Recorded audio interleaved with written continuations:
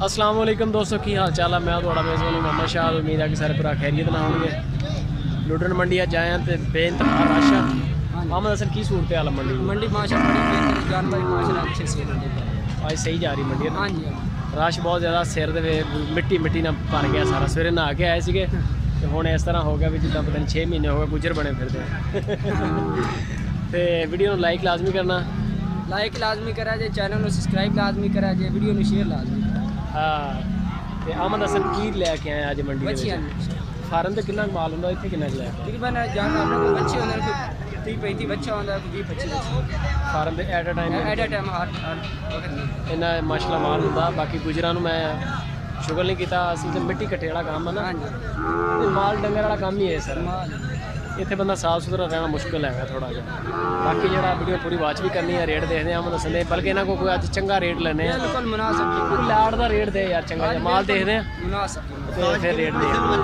अच्छा अहमद हसन आ माशाल्लाह जानवर सारे तेरे आ जेडे हाँ जी हाँ जी तकरीबन है ना 16-17 मच्छी 16-17 मच्छियां बिल्कुल मकूल जाई रेट दे अज आउट यार रेट किसे देना नहीं देना नहीं। हाँ अच्छा हुण ये दस के 16-17 मच्छियां ते इन्हां दी उम्रां किन्नियां किन्नियां? इन्हां दी उम्रां विच मच्छियां 16 महीने दी 17 महीने दी 13 महीने दी साल दे उत्ते उत्ते साल। अच्छा हुण आ जेडी बच्ची है, अच्छा रेट इन्हां दा इक्को ही करेगा सर? रेट इक्को करदा, तू बच्चियां पहले चेक करा। अच्छा बच्ची ए चौलस्तानी है, चौलस्तानी वैड़ी है जी। पहले जानवर चेक करो, जानवर चेक करो, रेट आज इंशाल्लाह देख देना रेट। मार्केट जी इंशाल्लाह कहते मार्केट तो हट के रेट देंगे।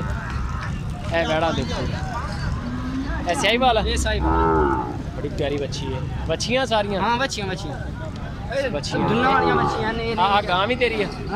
हां गांव ही तेरी? ये बैठ ये क्रॉस हुई हुई।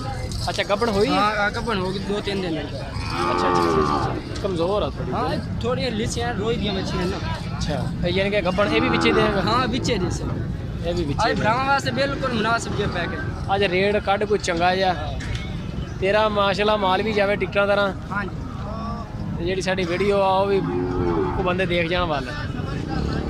वालेकुम सलाम। चेक करो नस्ल वाली बच्ची माशाल्लाह माल तो है टैग। हां जी अच्छा अहमद हसन हुण आ सारे जानवर आ भी तेरे ने के? नहीं बस इस पीछे। अच्छा इस तो पीछे पीछे। अच्छा हुण इन्हां दा 10 रेट शेड बिल्कुल मकूल जा रेट दे सोना इन्हां दा 38,000 नु पुट्ठा। 38,000 किन्ने जानवर खड़े तकरीबन? तकरीबन 17 बन 17 जानवर। 17 इनके 10 बैड़ियां देखिए 3,80,000 दी बननियां, इन्ने दी बननियां ते 3,80,000 दी, फिर 20 होण ते 7,20,000 दा पैकेज बनदा। 17 है नहीं, इस तो इलावा और किसी चाहिए दी और बच्चे मिल जाए जानवर ਇਹਦੇ ਹੀ ਮਿਲ ਜਾਣੀ। हाँ 38,000 नु फी पुट्ठे दे 38,000 ਨੂੰ ਫੀ ਪੁੱਠਾ। बच्चियां दोबारा मोड़ चेक ਬੱਚੀਆਂ ਦਾ ਚੈੱਕ ਕਰਾਉਣਾ ਨੰਬਰ ਦੱਸ ਇੱਕ ਵਾਰੀ। 0303 94 53 238 ਹਰੋਨਾਬਾਦ ਲੋਕੇਸ਼ਨ। लोकेशन हरुणाबाद तो 14 किलोमीटर साइड दे कार्गो भी करेगा? कार्गो आल पाकिस्तान। अच्छा बच्चे भी है तेरे को? हाँ वो बच्चे साई वाले चौलस्तानी बच्चे। उन्होंने भी रेट इसी तरह तेरे चंगे रेट है? हाँ रेट आपने रीजनेबल होंगे, चीज़ें अच्छी होंगी ना रेट बच्चे दोबारा मोड़ भाइयां चेक करा। बुजुर्गों थोड़ा जहा रस्ता देना जी। नाव जालरा बच्ची क्रॉस हुई है।